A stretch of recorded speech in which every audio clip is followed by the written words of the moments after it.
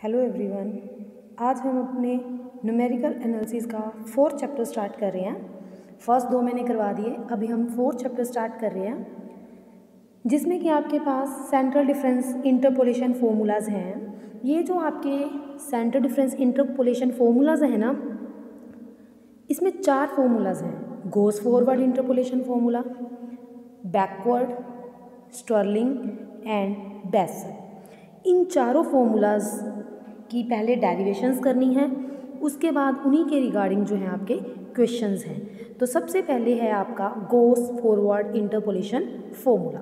इसमें क्या है, सबसे पहले आपको सेकंड चैप्टर में जो आपने पढ़ा था Newton's forward formula as it is लिखना है। वो फॉर्मूला क्या था, Y naught plus U del Y naught U minus 1 by 2 factorial del square Y naught plus U minus 1 U minus 2 by 3 factorial del cube Y naught and so on. जो यहाँ पे u था हमारा वो था x minus X naught by H, ठीक। और you आई जो यहाँ मैं u2 बोल रही थी, यू माइनस 1 बाई 2 फैक्टोरियल है, you minus 1 U minus 2 by 3 factorial, ये बन गया आपका u2। इस तरह आप वैल्यूज़ जो है इसकी लिख सकते हो।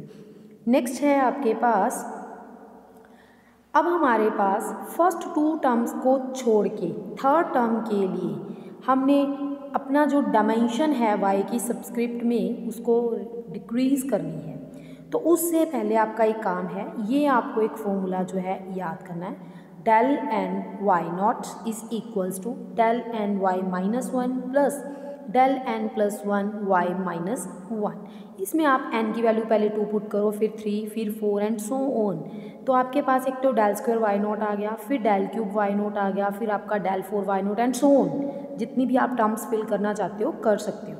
तो जो हमारा फर्स्ट फॉर्मूला था Y naught U Y 1 del Y naught, अब यहाँ पे आपने जो डेल स्क्वायर वाई नॉट था इसकी वैल्यू यहाँ पुट कर दी। सिमिलरली सेकेंड वाली value del square cube Y naught वाले में पुट कर दी, सो ऑन थर्ड वाली डेल 4 में पुट कर दी।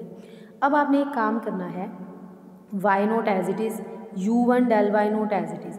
अब आपके पास del square Y minus 1 as it is, जो डेल क्यूब वाई माइनस 1 है और यहाँ भी है, दोनों को इकट्ठा कर लो। Similarly del 4 Y minus 1 del 4 Y minus 1, इनको फिर इकट्ठा कर लिया। अब आपके पास जब u2 प्लस u3 ये आ जाए तो इसको आपने u प्लस 1 3 लिखना है, ये आपके पास एक आइडेंटिटी है। इसके बाद आप जो मैंने बताया, जब आपने इस तरह पुट किया आपके पास ये देखिए u प्लस 1 3 बन गया, नेक्स्ट में u प्लस 1 4 बन जाएगा एंड सो ऑन। अब हमें फिफ्थ टर्म की जो है तक अगर इसको सोल्व करें तो आपके पास गोस फॉरवर्ड फॉर्मूला क्या बन गया, U Y naught u1 del Y naught plus u2 del square Y minus 1 plus u plus 1 3 del cube Y minus 1 u plus 1 4 del 4 Y minus 2 and so on. जो इसमें आपके u की value है ना वो 0 से हाफ तक में लाई करती है, ठीक। इसी तरह आपका गोस बैकवर्ड फॉर्मूला है, वो बैकवर्ड फॉर्मूला क्या है, बिल्कुल न्यूटन वाला ही फॉर्मूला यूज़ करना है, Y naught u1 del Y naught u2 del square Y naught and so on. तब उसके बाद हमने हर टर्म को रिड्यूस करने के लिए इसमें ये फॉर्मूला चाहिए, सेम पीछे वाला ही फॉर्मूला है, del N Y naught is equals to del N Y minus 1 plus del N plus 1 Y minus 1। इसमें भी आपने एन की जो वैल्यूज़ हैं, पीछे वाले में आपने 2 3 4 समथिंग पुट की थी, इसमें आपने 1 से स्टार्ट करनी है। तो del Y naught del square Y naught del cube Y naught del 4 Y naught, इन सब की आपके पास वैल्यूज़ आ गई। आपने फर्स्ट स्किप करके वाई नॉट को छोड़ के बाकी सब में आपने वैल्यूज़ जो है फिल कर दी। उसके बाद सेम वेरिएबल्स, जैसे ये del square Y naught minus 1 है, ये डेल स्क्वायर माइनस 1 है, पुट किया, डेल क्यूब वाले इकट्ठे कर लिए, फिर वही बात u1 एंड u2 मिलके क्या बन जाएगा, u प्लस 1 2, ये बनेगा u plus 1 3 and so on. यहाँ तक जो है आपकी ये वैल्यू बन गई।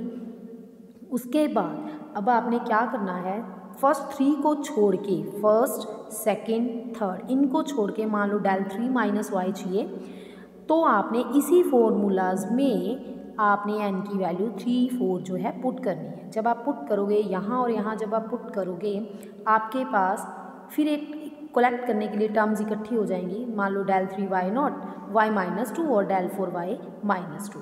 सिमिलरली जब आप पुट करोगे उनको फिर कंबाइन कर लेना और ये आपका गोस बैकवर्ड इंटरपोलेशन फॉर्मूला होगा और इसकी वैल्यू जो है -12 एंड 0 के अंदर जो आपकी लाई करती है। ठीक है, इसका जो टेबल है, मान लो आपको जिसकी भी वैल्यू ढूंढनी हुई उसके फ्रंट में आपकी y नॉट वैल्यू होगी, फिर आपको इस तरह 2 वैल्यूज़ उठानी है, फिर 1 पे जाओगे, फिर 2 पे जाओगे, फिर 1 पे जाओगे। इस तरह आपकी जो है टेबल आपको ज़रूरत पड़ती है फॉरवर्ड एंड बैकवर्ड दोनों में। ठीक है, जब इसका यूज़ करना है तब आपको आसानी से समझ आएगा।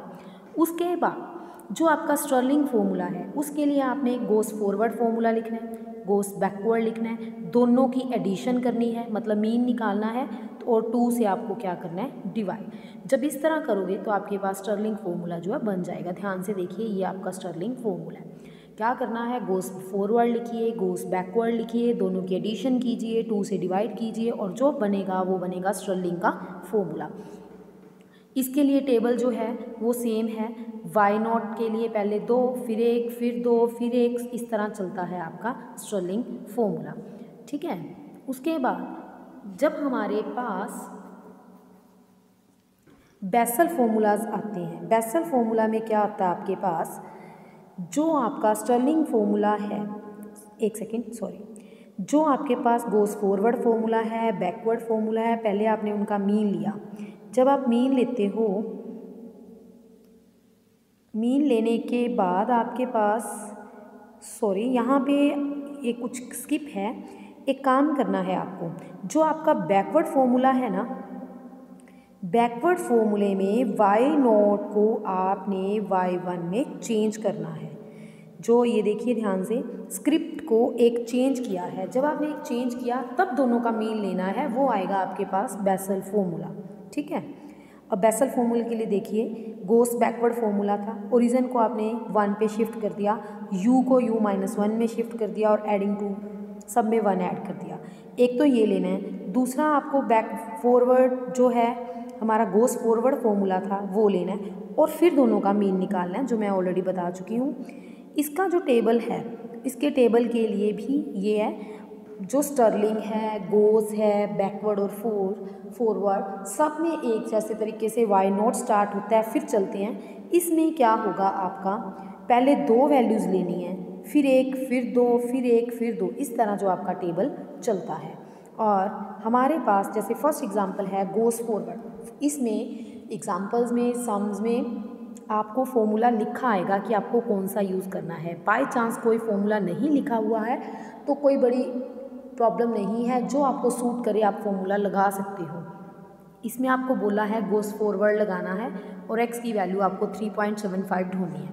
अगर आप ध्यान से देखो 3.75, तो इसके ऊपर वाली वैल्यू चाहिए, मीन्स इससे कम, वो है आपकी 3.5। अब आपने y लिख लिया, y के सामने ओरिजिन लिखा 0। पहले फॉरवर्ड के लिए जो एंट्री y नोट है उसके नीचे जाना है, नीचे जाके फिर आपको ऊपर वाली एंट्री, फिर नीचे वाली एंट्री, फिर ऊपर वाली एंट्री, इस तरह चलना होता है इस फॉरवर्ड के लिए। ध्यान से देखिए, ये हमारे y नोट की वैल्यू थी, पहले नीचे गए, फिर ऊपर की एंट्री, फिर नीचे की एंट्री, फिर ऊपर की एंट्री। जो एंट्रीज आ गई आपके पास फॉर्मूला तो है ना, पहले आप u निकालोगे 3.75 माइनस 3.5 और इट्स गैप, ये आपके पास आ गया u। तो आपने y naught, del y naught, u, इन सब की फॉर्मूला की वैल्यू जो है पुट की और आपके पास अप्रोक्सीमेशन वैल्यू आ गई। सेम फिर गोस फॉरवर्ड फॉर्मूला बोला और बोला 32 डिग्री 30 मिनट्स।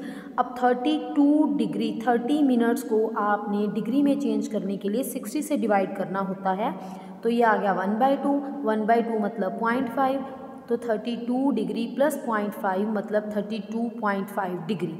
अब आप इसके लिए 32 एंट्री लोगे, जब 32 एंट्री लोगे HU निकाल लोगे, U आ गया आपके पास 0.5। तो फिर मैंने बताया था जो हमारा y नोट होगा, क्योंकि 3.5 लिया है उसके सामने अपना a लिखना होता है, फिर नीचे की एंट्री, फिर ऊपर की एंट्री, फिर नीचे की और फिर ऊपर की। फॉर्मूला आपके पास मैंने बता ही दिया है, उसमें जस्ट आपको फिल करनी है और आपकी वैल्यू जो है आ जाएगी। नेक्स्ट में आपको √12 500 ये वैल्यूज़ दी हुई हैं, मतलब ये x हैं और जो पीछे एंट्रीज दी हुई है 111.803399 ये आपकी y's दिए हुए हैं। उसके बाद हम जो अगला टॉपिक है इसी में नेक्स्ट में कर रहे हैं,